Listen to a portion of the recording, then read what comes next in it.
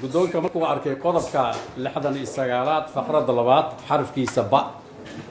ee la xisaabtanka iyo korjoogteynta hay'adaha dawladda gaar ahaan dhinaca hubinta dhaqangelinta sharciyada dalka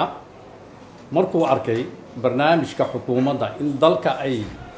gaarsiin doonto doorasho qof iyo cod ah sanadka 2020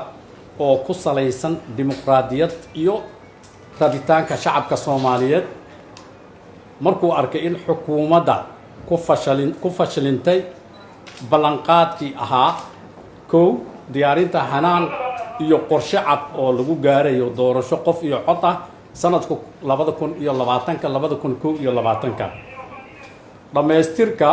federaaleynta heerarka kala duwan iyo go'aanka qaadashada maqaamka caasimadda ka hor waqtiga doorashada afti u qaadida iyo meelmarinta dastuurka iyadoo lala tashanayo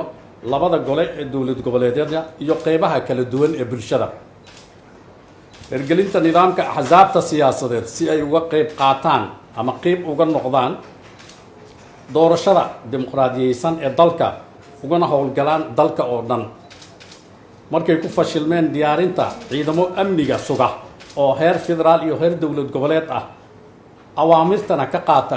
guddiga madax bannaan ee doorashooyinka qaranka xilliga doorashooyinka lagu jiro sida ku cad qodobka 54aad sharciga doorashooyinka qaranka diyaarinta qoondadii dhaqaale ee lagu qaban lahaa doorashada oo aan lagu soo darin miisaaniyadda 2020 markuu dhageystay golaha shacabka ee baarlamaanka federaalka warbixintii guddiga madax bannaan doorashooyinka qaranka ay ku caddeeyeen in ay awoodi waayeen soo gudbinta qorshaha qabsoomidda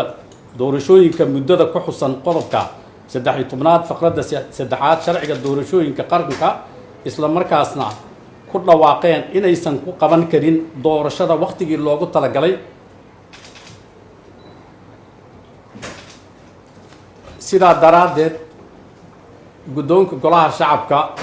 wuxuu cod u qaaday kala noqoshada kalsoonida xukuumadda hadda jirta oo ra'iisul wasaare uu yahay xasan khayre baarlamaankana sidaan ayuu codeeyay waxaa ogol u codeeyay 170 xildhibaan waxaa diiday 8 xildhibaan wax ka aamusay malaha sidaa daraaddeed madaxweynaha jamhuuriyadda federaalka Soomaaliya sida uu farayo dastuurka kumeel gaarka ah oo in si degdeg ah u soo magacaaba ra'iisul wasaare iyo xukuumad waddankan gaarsiin karta fulin karta doorasho qof iyo cod ah muddadii loogu talagalay aad iyo aad u mahadsantihiin